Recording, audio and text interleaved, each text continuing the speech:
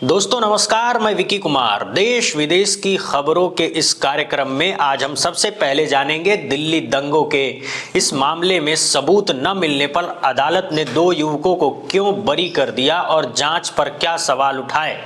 फिर जानेंगे संसद के शीतकालीन सत्र में प्रदूषण से हुई मौत पर मोदी सरकार ने क्या कहा।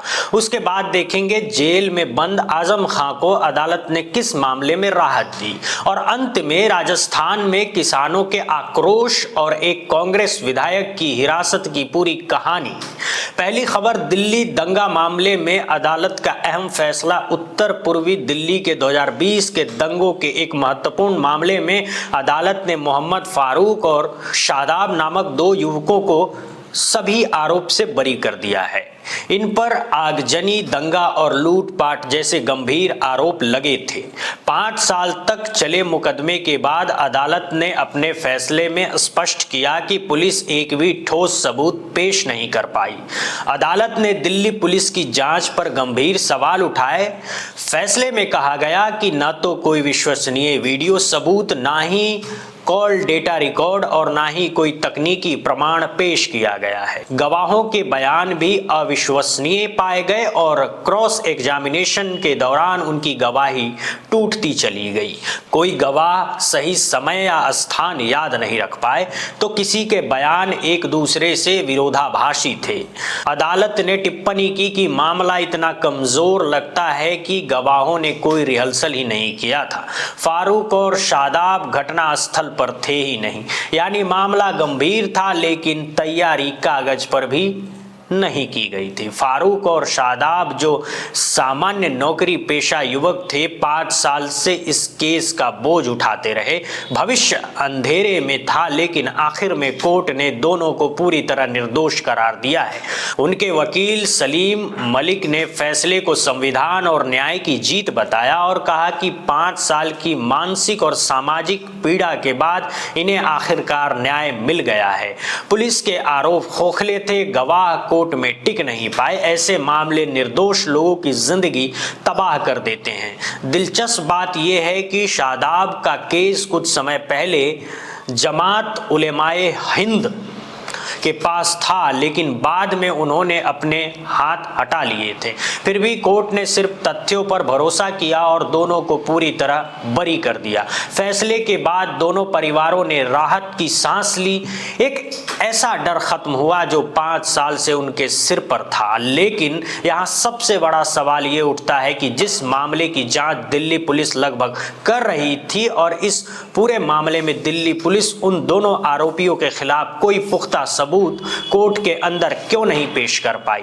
आखिर में इन दो युवकों को जो है 5 साल जेल के अंदर बर्बाद हुए हैं। क्या अब उन्हें वापस लाया जा सकता है? क्योंकि देखिए, दिल्ली दंगों को लेकर दिल्ली पुलिस की इन्वेस्टिगेशन पर लगातार सवाल उठते रहे हैं। अभी उमर खालिद और सरजल इमाम और अन्य लोगों की हिरासत को लेकर भी तमाम सवाल कोर्ट के अंदर लगातार उठ रहे हैं। 19 तारीख को उनके मामले में भी सुनवाई होगी और इस मामले में जो सुनवाई होगी उसके फैसले का भी इंतजार हम सबको रहेगा। लेकिन यहाँ सबसे बड़ा सवाल ये उठता है कि दिल्ली पुलिस को एक और मामले में जो दिल्ली दंगे से ही जुड़ा हुआ था, जिसमें दिल्ली हाई कोर्ट ने ये कह दिया कि जो दिल्ली पुलिस है उसकी इन्वेस्टिगेशन बहुत खराब थी और उसने जानबूझकर कुछ लोगों को बचाने के लिए इस पूरे मामले में हेर फेर की है। और साथ ही साथ एक व्यक्ति जिसका नाम मोहम्मद नासिर था, उसके बयान दिल्ली पुलिस ने दर्ज ही नहीं किए थे। इन तमाम चीजों को लेकर दिल्ली पुलिस को हाई कोर्ट ने कटघरे में खड़ा कर दिया और सीधे तौर पर उनकी कार्रवाई पर सवाल उठाए हैं। तो ये तमाम मामले जो हैं ये बताते हैं कि किस तरीके से दिल्ली दंगे की जो पूरी की पूरी इन्वेस्टिगेशन चल रही है उसमें दिल्ली पुलिस बार बार कटघरे में खड़ी होती दिखती है। और सबसे बड़ी बात आप ये देखिए कि जो ये फैसला आया सिर्फ फारूक और शादाब के लिए राहत की बात नहीं, बल्कि ये पूरे देश के लिए आईना है कि खराब जांच कैसे नागरिकों की जिंदगी उलट पुलट करके रख देती है। और सबसे जरूरी बात, अगर सबूत ही नहीं थे तो 5 साल क्यों बर्बाद किए गए। और अब क्या उमर खालिद और शर्जल इमाम जैसे लोगों को भी जमानत मिल पाएगी? इस बात का इंतजार अब पूरे देश को रहेगा। अब बात करते हैं असली खबर की, जो प्रदूषण से जुड़ी हुई है। संसद में सरकार ने साफ साफ कहा है कि वायु प्रदूषण से कोई मौत नहीं होती है। ये बयान ऐसे समय में आया जब दिल्ली एनसीआर की हवा जहर बन चुकी है। AQI 800 के पार जा चुकी है। लोग मास्क और नेबुलाइजर के सहारे जी रहे हैं। बच्चों के स्कूल बंद किए जा रहे हैं और अस्पतालों में सांस के मरीजों की लाइनें बढ़ती जा रही है। लेकिन सरकार कहती है कि प्रदूषण से मौत का कोई सीधा राष्ट्रीय डाटा नहीं है। ये वही तर्क है जो हर साल स्मोक की चादर में लिपटे दिल्ली को बार बार सुनने को मिलता है और हर बार लोगों का भरोसा और हताश हो जाता है। और जब सरकार आंकड़ों से बच रही है, वहीं अंतर्राष्ट्रीय स्टडीज बिल्कुल अलग तस्वीरें दिखा रही है। द लेसेंट की रिपोर्ट कहती है अगर भारत की सुरक्षित हवा की सीमा का पालन करे तो हर साल 15 लाख मौत कम हो सकती है। यानी इतनी जान सिर्फ इस वजह से जाती है कि हम जहरीली हवा में सांस लेने को मजबूर हैं। PM 2.5 जैसे महीन कण फेफड़ों में जाकर सीधे खून में मिल जाते हैं और दिल्ली में इनकी मात्रा WHO सीमा से कई गुना ज्यादा रिकॉर्ड तोड़ रही है। राज्यसभा में जब TMC सांसद डेरेक ओब्राय ने सवाल पूछा तो स्वास्थ्य राज्य मंत्री ने माना कि प्रदूषण सांस की बीमारियों का बड़ा कारण है, लेकिन तुरंत ही ये भी जोर दिया कि प्रदूषण से हुई मौत का कोई राष्ट्रीय डाटा नहीं है। यानी बीमारी मान ली गई लेकिन मौत नहीं।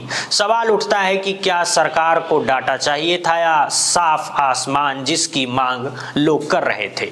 हकीकत तो यह है कि दिल्ली में पिछले साल होने वाली कुल मौतों में से 15% मौतों की वजह वायु प्रदूषण मानी गई है और ये आंकड़ा ग्लोबल वर्डन ऑफ डिजिटल की रिपोर्ट में छपा है। इसके बावजूद सरकार जमीन पर विरोध करने वालों को अर्बन नक्सल या माओवादी कहकर मुद्दे से ध्यान हटाने की कोशिश कर रही है।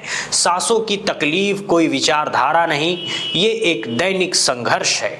फार्मा कंपनी के डेटा खुद बता रहे हैं कि नवंबर में प्रदूषण बढ़ते ही अस्थमा और COPD दवाओं की बिक्री 3 साल के रिकॉर्ड स्तर तक पहुंच गई है। यानी लोगों की छाती जल रही है, सांस अटक रही है, लेकिन सरकार कह रही है कि मौत नहीं हो रही है। सरकार ने NPCH नाम का एक कार्यक्रम जरूर बनाया है, लेकिन देश भर की एयर क्वालिटी देखकर उसके असर पर बड़ा सवाल है। 36 राज्यों के स्टेट एक्शन प्लान कागज पर मौजूद हैं, लेकिन धरातल पर कुछ भी सुविधा नहीं दिख रहा है। हर साल वही कहानी, ठंड आती है, दिल्ली जहरीली होती जाती है। सरकार मीटिंग करती है और जनता को सिर्फ सलाहें मिलती है, घर में रहें, मास्क पहने, स्कूल बंद करें। सबसे बड़ा सवाल यह है कि क्या सच छुपाने से हवा साफ हो जाएगी? क्या मौत का डाटा न मांगने से मौत कम हो जाएगी? सरकार को लोगों की सांसों की कीमत राजनीति बहसों से ऊपर रखनी ही होगी, वरना ये देश विश्व गुरु तो बन जाएगा, लेकिन एक ऐसे राष्ट्र के रूप में जहां नागरिकों की सांसें सबसे महंगी है। अब बात करते हैं जेल में बंद आजम खान की। समाजवादी पार्टी के कद्दावर नेता और रामपुर के पूर्व सांसद आजम खान को लेकर बड़ी खबरें सामने आई है। जी हां, 2 पैन कार्ड मामले में बेटे अब्दुल्ला के साथ रामपुर जेल में बंद आजम खान को 8 साल पुराने मामले में कोर्ट ने बड़ी राहत दे दी है।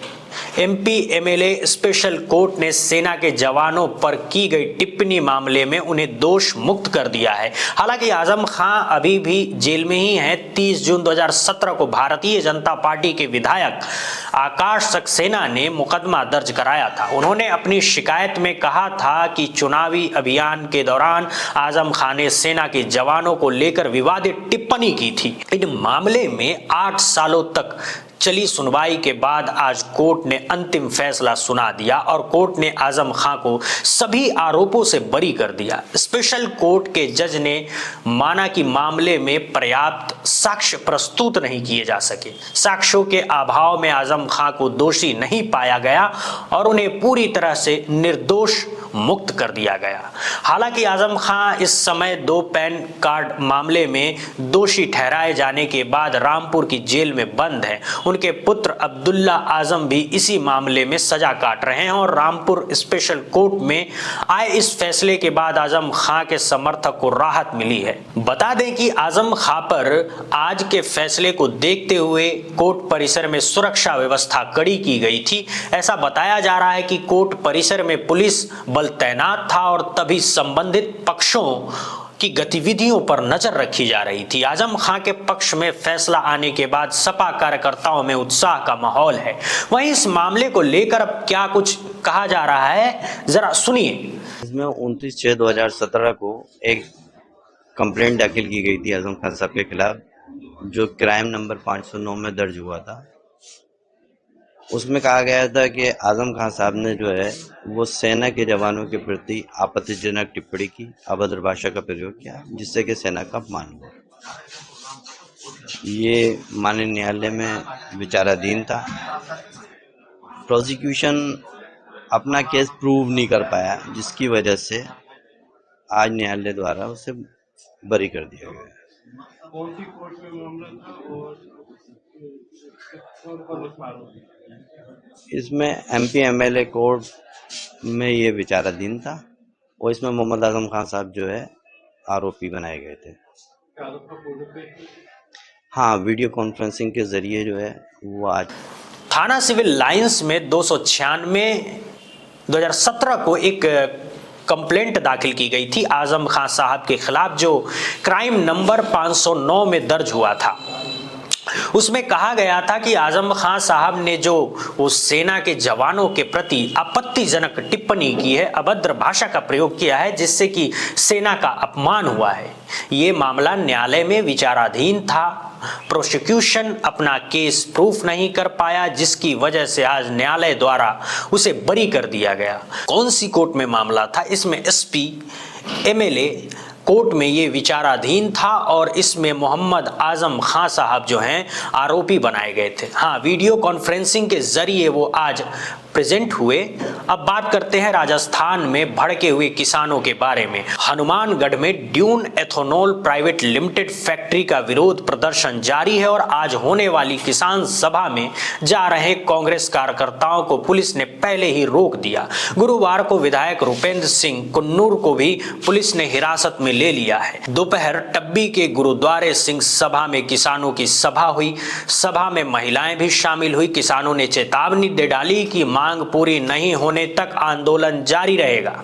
10 दिसंबर को हुई वायलेंस में शामिल 160 से अधिक किसानों और ग्रामीणों के खिलाफ मुकदमा दर्ज किया गया है। इसमें से 40 लोगों को हिरासत में लिया गया है। बुधवार को किसानों ने जिले के राठीखेड़ा गांव में निर्माणाधीन dune ethanol private limited factory की दीवार तोड़ दी। अंदर घुसे प्रदर्शनकारियों ने ऑफिस में भी आग लगा दी।